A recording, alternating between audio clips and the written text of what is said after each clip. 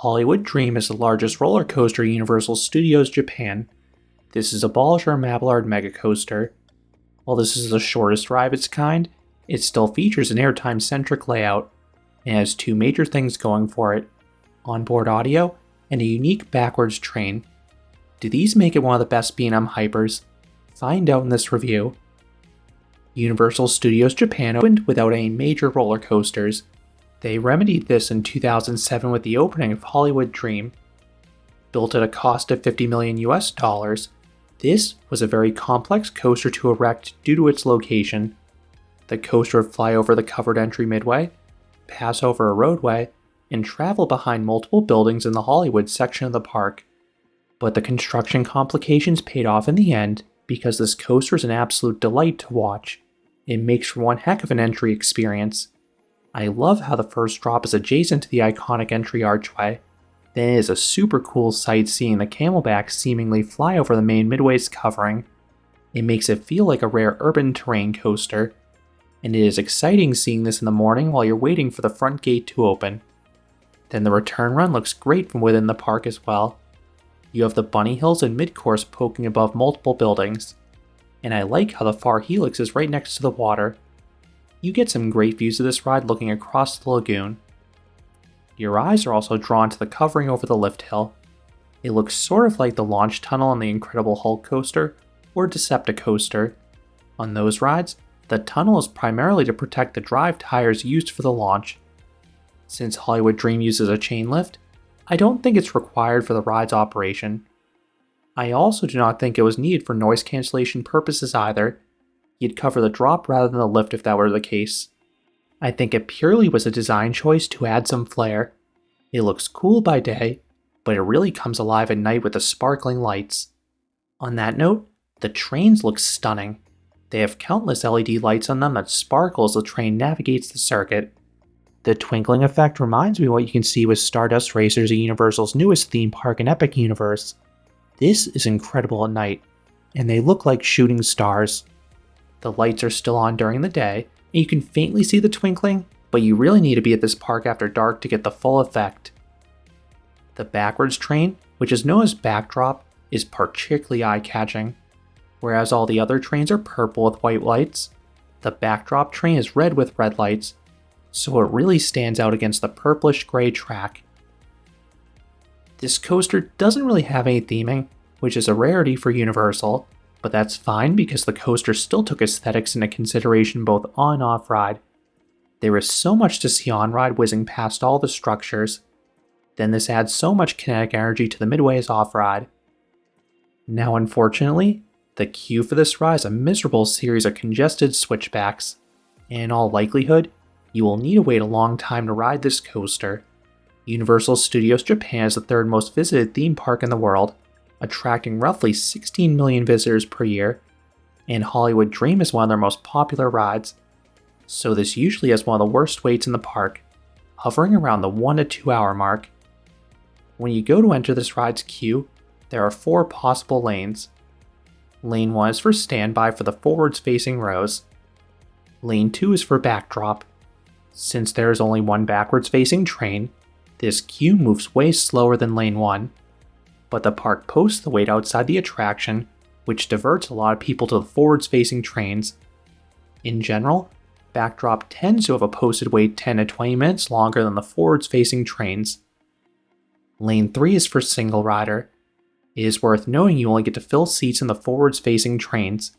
They will not pull anyone from single rider for backdrop, even if there are empty seats, which is a bummer and weird considering how this park does care about capacity. Lane 4 is for express. You avoid all the switchbacks and are routed to the stairs leading up to the load platform. Having said all that, what are the best ways to avoid a long wait? If you want to ride backdrop, the best approach is to ride it immediately. Universal Studios Japan typically opens 1 hour earlier than their official opening time, so I recommend arriving 90 minutes before the park officially opens. This should put you in a good spot to enter the park early.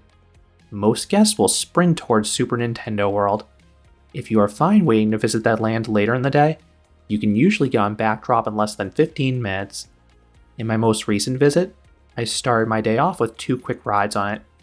Once backdrop builds up a queue, it typically does not decrease. You can board Hollywood Dreams similarly quick first thing in the morning. Then those forwards-facing trains will also build up a long wait for the remainder of the day. There is that aforementioned single rider line for the forward seats at least. In my experience, the posted wait for this will be relatively close to the standby wait, but the actual wait has usually been half that for me. This is wildly dependent upon the number of people in the single rider line though, and how many odd groups come through standby, but the odds of it taking longer than standby are low, so take a peek whenever you walk past the attraction. The other way to board both versions quickly is with the Express Pass. These skip-the-line passes are very limited, so you often board in less than 5 to 10 minutes. However, these are very costly and sell out in advance. Universal Studios Japan sells their Express Passes in 4, 5, 7, or 8 ride packages. Typically, it prices out to roughly 2,500 yen or $17 per ride. These packages are date specific and cover specific rides. Then the Backdrop Express Passes are also given a specific half-hour entry window. You need to make sure the package you purchase includes the specific version of Hollywood Dream that you want to try. The ones that say just Hollywood Dream the Ride refer to the forwards trains. The ones that say Hollywood Dream the Ride Backdrop refer to the backwards train. Sorry for saying specifics so often, but the park is very strict with these. Certain express tickets can sell out weeks in advance, so you want to mark your calendar when they go on sale. If you're a foreign visitor such as myself, it is worth knowing the official Universal Studios Japan website will most likely have issues accepting your credit card. Two reliable alternatives are Klook and Trip.com. I found out after my trip there's an Ultimate Express Premium that is only available in the Japanese version of the Universal site. This is valid for each ride once. It is unclear to me though if it's valid for either train in Hollywood Dream or only the forward-facing one. If anyone has used it, I would love to know. One approach you cannot use to save time with this coaster is entering the queue at the very end of the night. Like many parks in Japan, Universal will close queues early, so the final train goes out right at park close. So if a ride is a 1 hour wait, the queue will close 1 hour early. This is unfortunate because it is a really cool night ride. If you purchase Express, I recommend booking the time for Backdrop once the sun sets if possible. Then if you have a pass for the Forwards Hollywood Dream, you can save it for the evening. You can still enter the Express queue even if the standby queue is closed. 2 additional touring notes. 1. Unlike many coasters in Japan, Hollywood Dream will operate in most rainy conditions. It will close for torrential downpours though. 2. In the event an earthquake occurs while you're in Japan, this coaster may close for a few days. I visited the park in 2018 just after Osaka experienced a bad earthquake. If I remember correctly, Hollywood Dream was closed for the next 2 days while an inspection took place.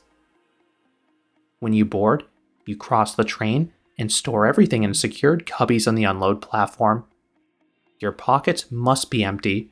You also must remove glasses, even if they're secured by a strap. Then, there are a half dozen employees waiting to wand guests with metal detectors before they sit down in their seats. It is a less efficient system than rides that perform this check before guests reach the load platform. Flying Dinosaur also wanded guests on the load platform in my 2018 visit, but they have since added a series of locker banks towards the end of the queue. I wonder if they'll do this to Hollywood Dream as well in the future. That being said, Hollywood Dream's dispatches occur at a steady rate. There rise a lot of employees performing the restraint check. Combined with the dual load platform, trains are constantly dispatched once the prior one hits the final brake run. In the rise of high overall capacity, I believe it typically runs 4 trains. Each train seats a max of 36 riders, as they are comprised of 9 rows of 4. A lot of the newer hypers have started to use shorter trains to be more agile, but Universal smartly opted for the increased capacity. Once you reach the end of the queue, you are assigned a row, and they will not take row requests. This is common with a lot of parks in Japan, and you cannot try to game the system either. With some parks, they consistently load front to back. That was not always the case here. Sometimes they would fill it sequentially, other times they would jump around rows. I far prefer Backdrop to the forwards train. A lot of B&M hypers feel similar, so experiencing one backwards adds a lot of uniqueness. Then it is rare to experience airtime this sustained backwards. Then as with most B&M hypers, I think the back row is the best seat. I love how these drops feel as you're pulled downwards, especially because of how long the trains are. You still get loads of sustained airtime in the front. The airtime is not as strong in the middle though, which is where I unfortunately was placed on all my rides in 2018. I got much luckier in my placement in 2025 and was able to try a variety of rows. Once seated, the seats are similar to the other B&M hypers. They are comfortable, and then riders are secured by clamshell harnesses. No seatbelts. Staff members did not push down particularly hard, so it is easy to avoid being stapled. On that note, be very careful if you're a larger guest. With many rides at Universal Japan, the greeters out front will be looking for guests that they think might not fit, and they are very persistent. They will block you from entering the queue and direct you over to the test seat. If you fail that test seat, they will not even let you enter the queue with the rest of your party. I had someone in my group who was roughly 220 pounds, and they kept getting pulled aside at every single roller coaster. And they actually failed the test seat in Hollywood Dream the first time around. My friend had ridden all the other B&M hypers in the US, so they were stunned. Now, we've seen some other roller coasters where the test seat is actually more difficult than the actual train. It appears Hollywood Dream is one of those rides, because my friend fit on the actual train with at least one extra click of margin. We later learned 2 ways to bypass the greeters. Option 1 is to wait for them to flag another guest, because this happens quite frequently. When they're away from the entrance at the test seat, this is your chance to enter the queue. Option 2 is to tell them, usually through a translation app because they understandably do not speak English, that you have recently ridden the coaster. My friend said they rode earlier in the day, or the prior day, and that was enough for them to be admitted directly into the queue. This worked on all the rides at Universal Japan, not just Hollywood Dream. The other thing you need to do when seated is to select a song. These change quite frequently. There usually are Japanese-specific songs, as well as mainstream English songs. For example, I have selected Bad by Michael Jackson and Shake It Off by Taylor Swift in the past. Once dispatched, you round a corner, and you'll immediately hear your song playing with crystal clear audio. This feature adds a lot to the experience in my opinion. Hollywood Dream was one of the earliest coasters to have this, and I'm glad more coasters have been adding onboard audio in recent years. You then ascend the 144-foot or 44-meter tall lift hill. This makes it the shortest B&M hyper, with the second shortest being Fly the Himalayan Eagle music roller coaster Happy Valley Beijing, which is another 10 feet taller. Hollywood Dreams lift has the aforementioned covering. I'm not a big fan of it during the day because it obstructs what would otherwise be a sweet view, but it looks awesome at night with all the twinkling lights. Once at the top, you have a steep first drop. This is excellent in back, as it offers great sustained floater airtime. It's not quite as strong or sustained in the middle rows, but it's still decent there. Then if you're in the backdrop train, you get a free-falling sensation in any row. So it's absolutely magical if you're in that back row, getting the floater airtime simultaneously. It is one of my favorite drops anywhere in that row. Next is a large camelback adjacent to the midway covering. While it doesn't actually pass over it, it is an optical illusion that looks neat off-ride. To properly clear it, this hill is very drawn out, so the airtime is very delayed in back, but it's still decent floater once it hits. The element is particularly strong in front though, as you get solid and very sustained floater over the entire hill. This stretched out nature leaves a minimal airtime in the middle rows though. The pullout is weird. It's this low S hill that dips downwards. The directional change offers okay laterals in the front half of the train. The laterals are weaker towards the back, but you get a little pop of airtime as a bonus. You then cruise around a banked turnaround. These are often forgettable for me on B&M hypers, but this one pulls some respectable Gs, particularly in front.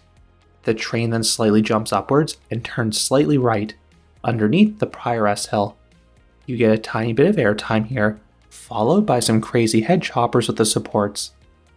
Then the train glides over another camelback alongside the covered midway. This once again is fantastic up front, as you get several seconds of solid floater airtime. In back, you get okay floater airtime as well. You get some airtime in the middle, but it is noticeably weaker once again. You then have back-to-back bunny hills. You fly over these, so they offer excellent sustained floater airtime in all rows, and you are facing towards the park at this point, so it is sensory overload seeing all the guests and rides around you. They are extra sweet in backdrop because you once again get that free-falling sensation when you're pulled downwards. The train then jumps upwards into a mid-course brake run. You get an abrupt flagector pop in front. It is the single strongest jolt of airtime in the ride. You start decelerating further back in the train, so you only get weak floater there. The mid-course saps some speed, but not too much. When you exit, there's a small dip downwards. This offers a little floater and back. This is followed by a bank drop downwards. It offers weak laterals in front, an okay floater in the middle rows, but this moment truly shines in the back. You get good floater airtime there. This is particularly great in backdrop. The mini drop off the mid-course catches you off guard for the larger drop that follows, so you get a sudden freefall sensation once the larger plunge hits. This leads to a 540-degree upwards helix. It's a lot tighter than the helixes in other B&M hypers, so this offers nice positive Gs, so much so that I would start to gray out a bit. The exit from the helix is a quick drop downwards. It offers an okay pop in front, but it is stronger and a bit more sustained further back. I got solid floater in the rear rows. Next is a small bunny hill. I love how it's directly underneath a prior element, so it has head choppers start to finish. Then it also offers fun floater airtime and weak laterals. Hollywood Dream has a bizarre finale. The track hops upwards ever so slightly, offering another tiny burst of airtime. Then, you charge through a tunnel filled with lights. Towards the end of the tunnel, there's an unbanked leftward kink offering some laterals. Once outside, you jump upwards into the brakes. This offers another small bit of airtime throughout the train. This finale is very strange because of how tight the elements are for a train this long. It is unlike any of the other B&M hypers. You then decelerate and return to the station, ending the 3,900 foot or 1,200 meter long coaster. In terms of overall track length, this is the shortest B&M hyper, but the overall duration is good and comparable to the other ones. I think the shorter track length is a product of the lesser height. There roughly is the same quantity of elements as there usually is, which is why you don't feel it in terms of duration. In terms of pacing, this coaster is among the better B&M hypers. The ride moves through the layout at a nice speed, and the elements in this one are consistently good start to finish. Some of them tend to start strong and finish meekly after the mid-course brake run, but Hollywood Dream's final few elements still deliver. Then in terms of smoothness, this ride is glass smooth. There isn't a hint of a rattle, which is impressive given the unique placement and stacked elements. Having said that, what would I rate Hollywood Dream? I will give this coaster a 9 out of 10. This takes everything into consideration. It is probably more like a 7 in the middle rows. It is more like an 8 in the front 2 rows, and an 8.5 in the back 2 rows. Then, add an extra point to any row if you're experiencing backdrop.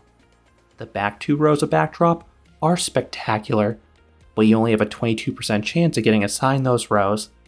Getting super sustained floater airtime and a free-falling sensation while being pulled downwards in reverse is spectacular, but no matter where you sit, you will get good floater airtime in the middle elements, excellent visuals, fun music, and some nice positive Gs in spots.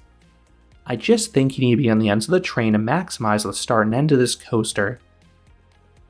I think the biggest issue with this coaster is the fact you cannot pick your seat, and it is far better on the ends of the train. I had this as the weakest B&M hyper after my 2018 rides when I kept getting placed in row 4, but now that I've experienced it on the ends of the train, this ride moved way up for me. It is now one of my favorite B&M hypers if I'm in the right seat. I really hope I can get the back row at backdrop again one day, but I know the odds are not in my favor. The success of this ride directly inspired a coaster at Universal Studios Florida in Hollywood Rip Ride Rocket. It is heavily rumored that Universal asked B&M to produce a mega coaster similar to Hollywood Dream, but B&M supposedly had too much on their plate and could not meet the park's timeline, so Universal instead solicited bids from other manufacturers and they ultimately selected Maurer, who had never built anything close to a hypercoaster before. Maurer used their X-Car ride system, which had previously been used on compact coasters, and they expanded it into a full layout. Hollywood Rip Ride Rocket opened in 2009. While the ride had similar visuals, placement, and music to Hollywood Dream, the ride was much more problematic. While I found the coaster tolerable, many found it rough and uncomfortable. Then operationally, the ride was finicky, temperamental, and costly to maintain. This ultimately is why the coaster was closed and demolished in 2025. And if you want to learn more all about its problems, El Toro Ryan has a great video all about it. I think it's a pretty big what if had Universal Studios Florida opened up being a mini hyper like Hollywood Dream. I assume that coaster would have been better received and still operating. I think that would have two direct ramifications in the Orlando theme parks. One, it is possible that SeaWorld Orlando would have never built their B&M Hyper in Mako, because B&M usually provides exclusivity contracts with their coasters that cover a specific radius and time frame. So maybe they would have delayed the project or built a hypercoaster for someone else entirely. 2, it is possible Universal Studios Florida would not be building Fast and Furious Hollywood Drift, because that park would already have a signature coaster still operating. I am sure they'd still add a new attraction to the park, but it would have gone elsewhere in the park, and it could have ended up being an entirely different ride system. Those are my thoughts on Hollywood Dream at Universal Studios Japan. What are your thoughts on this mega coaster? Are you a fan of it? Let me know down in the comments. If you enjoyed this review, I would appreciate it if you gave this video a like, and you consider subscribing, because there'll be a lot more roller coaster and amusement park videos here at Canopy Coaster. Thanks for watching.